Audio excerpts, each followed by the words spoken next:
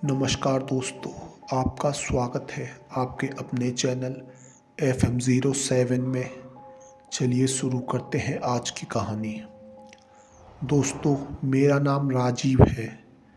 एक रात मैं अपने गांव के दोस्त अवधेश के साथ रात में खेत के रास्ते बस स्टैंड की तरफ जा रहा था। अवधेश बोला, थोड़ा जल्दी चलो, इस खेत से अगले 2 खेत तक थोड़ी समस्या है। मैंने पूछा, क्या बात है?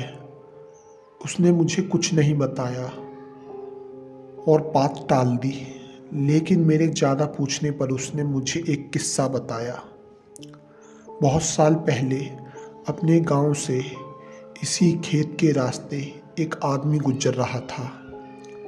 रास्ते में वो पेशाब करने के लिए एक पेड़ के नीचे रुका। उसके बाद वो जैसे ही थोड़ा आगे चला, उसे किसी बच्चे की रोने की आवाज़ आई। उसे लगा शायद खेत में पहरा देने वालों का बच्चा रो रहा होगा। फिर उसे याद आया, ये खेत तो विजयपाल काका का है, जो 3 साल पहले फांसी खा के मर गए हैं।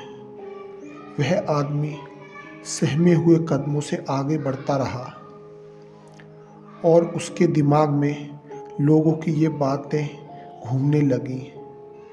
इस खेत से गुजरते वक्त रात को कभी पीछे मत मुड़ना।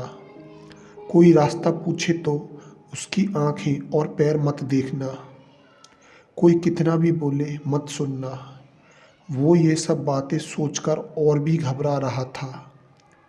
वो सोचने लगा, यहाँ आने से पहले उसने ये सब क्यों नहीं सोचा। वो जैसे जैसे आगे बढ़ता, बच्चे के रोने की आवाज़ और तेज होती जा रही थी। ऐसा लग रहा था कि कोई उसका पीछा कर रहा है।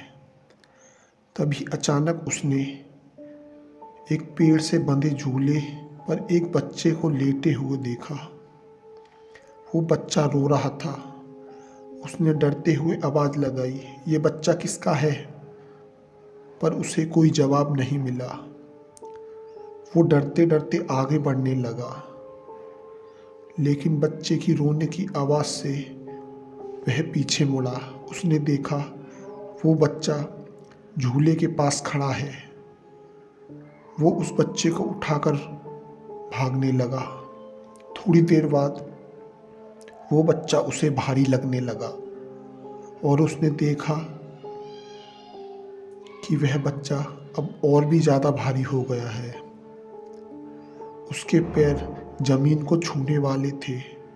यह देखकर वो घबरा गया और उसने उस बच्चे को गोद से नीचे गिरा दिया। जैसे ही वो बच्चा गोद से नीचे गिरा, वह बच्चा बड़े आदमी की तरह जोर से हंसकर बोला, आज तो तू बच गया। अगर मेरे पैर जमीन को छू लेते तो आज तू यहाँ जिंदा नहीं होता। तेरी मौत तय थी। ये कहते ही वो बच्चा गायब हो गया। वो इंसान गिरते पड़ते अपने घर पहुंचा और घर पहुंचते ही बेहोश हो गया। जब उसे होश आया तो उसने गांव वालों को पूरी कहानी बताई।